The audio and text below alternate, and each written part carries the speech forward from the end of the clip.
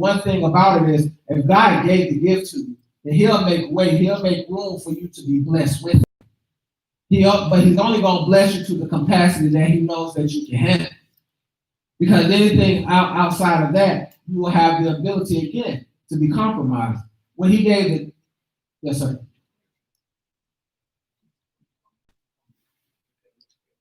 When He gave the talents to when the master gave the talents to the servants, He gave each of them a different set of talents based upon what they could actually handle. Yes. Yes. And when you was expressing one of the things you said is that you talked about compromise, and you said their position was compromised. So you compromise your position when you're not confident in your position.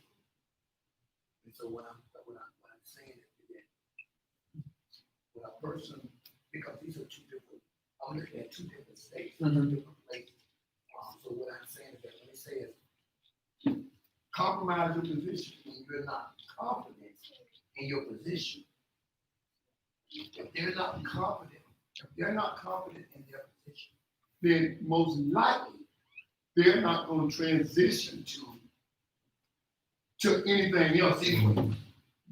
And so I got you. I follow you. And so maybe I didn't express that when I'm speaking. When I'm saying in James that when they're not confident, they're already in that position. They've been in that position. They've been trained in that position, and they worked in that position, and then they lost confidence in that position. So when a managers, he has a position. He's managing the store, and he's been operating in that managerial duty. And then he begins to lose dividends or revenue 2 quarters out of the way. So then after that, so once he had 2 bad quarters, then he begins to lose confidence in the fact of what he was actually, in his ability to manage, to continue bringing everything, continue to make a profit. So being in a position in leadership, being in a position in God, already understanding what you're doing, operating in that position, and then now feeling less confident because maybe now you're not actually touching as many people as you were before. Maybe when you're singing, you're not reaching 1,000 of people, but now you're only reaching 100 people, and then you start to lose confidence in the very thing that God gave you, and then you start to fall back because now it's like, okay, where am I going wrong at? Maybe it was me. Maybe I'm not doing what God called me to do. Maybe God is now taking these things from me when the reality is, it's not the fact that the quantity of people that you lost, or it's not the quantity of the things that you've been doing, but now it's the quality. It's the reverence, not even the reverence, but the type. Because once you get to a place where God hasn't trusted a lot in you, then the quantity may decrease, but the value of it may increase. So you can find yourself only having a few, but those few are way more valuable than the great. So that explanation, you understand. So what I asked, could that have anything to do with this training or fear of expectation? Because what you just explained with the management, could it be that you've had 2 bad quarters and he's not responding well to it because it may have something to do with his training? In other words, his lack of ability when he was being trained. Now he's exercising what he knows. But under certain situations, he still needs to learn more in that management position so that he don't lack that confidence. Because if he have 2 bad quarters, now he don't have the confidence in his own ability to execute his management skills. So he's codependent on someone else when it may not even be him. It may be the people that actually executing with him. So could he find himself? Could they find themselves? I'm just talking about in ministry. Mhm. Could you find yourself in ministry unable to perform duties that you have been ordained to be qualified for because of the fear of expectation from those that you have to report your management to? Could that be could that be a barrier? Could that be a process that can cause people to actually not perform at their best capabilities because of the fear of expectations of overhead?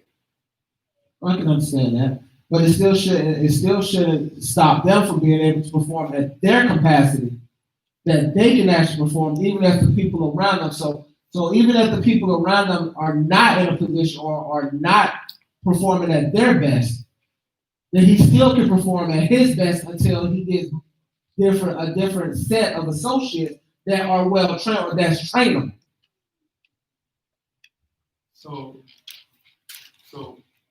his fear of expectation is not because of this codependency upon those that he's working with. Mm-hmm. His fear is not because of the codependency of those that's working, because he's able to manage that. But the lack of production, he can train those that he's working with to do better, but the report is already in. So he has to turn that report to a higher authority. So now he don't have that confidence in his management abilities because of the fear. Not that he can't do his job, or not that he can't train other people to do their job, but because of the fear of expectation that the pastor has over those that's up under them, so they don't perform at their ability because of the fear of not being able to meet the requirement of those that's over him.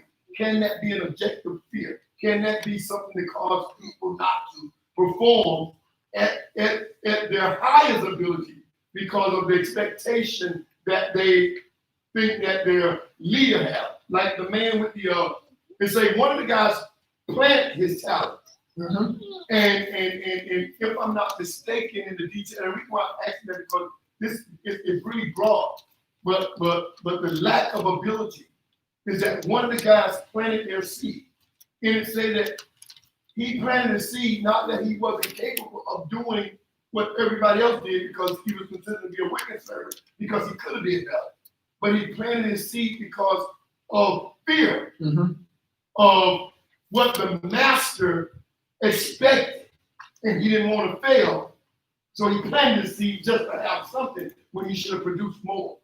So the reason why I'm asking the question, because sometimes the lack of people's ability to perform sometimes come from the expectations of the people that's over them.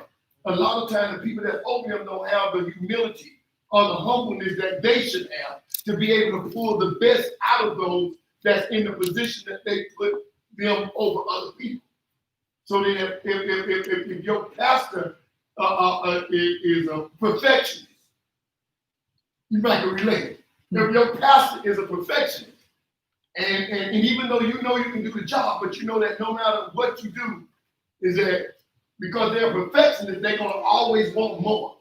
You know what I mean? They're gonna always tell you could have did more. So you already in your mindset, it's hard for you to give 100 because you don't know what is 100 on their level. So it don't allow you to push yourself as far as you can go because you already feel like you're gonna reach failure. But that still shouldn't stop you from producing your 100, even though if your 100 is not his 100. And so, say you give your very best, say that one went out there and brought back a half a talent. But that master said you should have brought back a full. That still should have caused him to actually sit on it. He still should have went out, did his very best, because at least when he did his very best to his ability, even though it wasn't pleasing to the master, he can feel confident that I gave it my all. Good teacher. I needed to hear you say that. I really needed to hear you say that. Regardless of what. Regardless of what. Regardless of what anybody says and what their expectation is, you can only produce what you can produce. Give you 100%. I can't give you 100 if my only capability is to only give you 50. But I got to give you that 50 because anything less than that is not at your expectation, nor is it at my capability. So sometimes my capability doesn't meet your expectation, but I still should give 100% of me because then the other 50 can be teachable. If we don't give our all, if we don't put forth our all into whatever God entrusts us with, then there can be no training to get to the next level. You have to be in a position where you are steadfast. God, you gave me this gift. This is what I can produce with what you gave me. So then God can then say, okay, now let me give you some more training so that you can also now receive more. And that's where in this passage a double mind, because if I don't give 100% of me, my 100% may not be Pastor Tautz's 100%. And his 100% may not be Sister Libby's 100%, but it's still his 100%. And he has to be able, and I have to be able to give all of that in order for me to get to the next place, which then is required or which will be given by those who God entrusted over me. So that move has to come. That type of performance has to come from a passion that's within. Because then once that passion, once you get to that place and you give all, then you should desire more. It'll push you to a place where it says, I only gave 50, that wasn't good enough. Hey, I need to figure out how to give another 60 or another 10. I need to get past the place where I'm at, and it'll make me want to go out and learn more. It'll make me want to go out and search for more. It'll make me want to go out and give more. It'll make me want to go out and dig even further or figure out, link up with different people. Because if he would have came back with a half a talent and the master was still upset, then he could have probably linked with the one that had 2 talents, because at least then he understands that somebody has a greater gift in him that knows how to produce more. And then that should make him want to learn. That should make him want to actually go out and seek further. That comes with the passion. The passion makes you want to get better. When you have a passion, you have a passion on the Lord. Will that passion actually invoke a more of a commitment time, a more committed to interaction, or development? What that kind of passion will push me where if I have a passion, I can execute that passion. That type of passion will make you want to miss some sleep to get what you need. That type of passion will make you want to invest in books. That type of passion will make you want to miss some football games. That type of passion will make you want to get off work and then come or figure out how you can finish your work early to come get more. I mean, I use me for example. The moment I set my mind to actually become a therapist or a social worker, there were long nights. There were nights where I would go to work, get off from work, go to school, leave from school, go do my internship, leave from there, come to the church, listen to a Bible study, leave from here, go back to work, and in between that, take a 15, 20-minute nap. Because at that moment, I had a desire to get something better because I felt like where I was at was not good enough. And so when that passion come out, and then once you achieve that, then it makes you want to become even better. Because then once I got the degree and I realized how many people I can help with the degree, it makes you want to fine tune and get even more. So now you want to go from being a deacon to the head deacon. And then you want to go from being a head deacon to a minister. And then maybe from a minister to an evangelist. And then from an evangelist to an elder. And then maybe there to a pastor. And then eventually maybe to a bishop. But it always makes you want to strive to do even more, understanding that what you are passionate about helps other people And yes, it helps you, but it gives even more out. It's like a pitcher of water. You fill the pitcher up, and that one pitcher sits by itself. But then once that pitcher gives out, it may be able to fill up 20 cups, and then get replenished to fill up another 20 cups. So it makes you want to do even greater than what you've done the first time. And when you don't possess that passion, when you walk around unresponsive, when you walk around with just, well, at least I'm here, then it causes the people that's over you not to want to entrust anything greater into your hands. It causes them to want to pull somebody else in and not worry about what you do, because at least I know, okay, he's going to be here. But I need somebody to do this. I need somebody that I can entrust to do this. I need somebody that I can entrust that if I'm not here, this, and this will get carried out.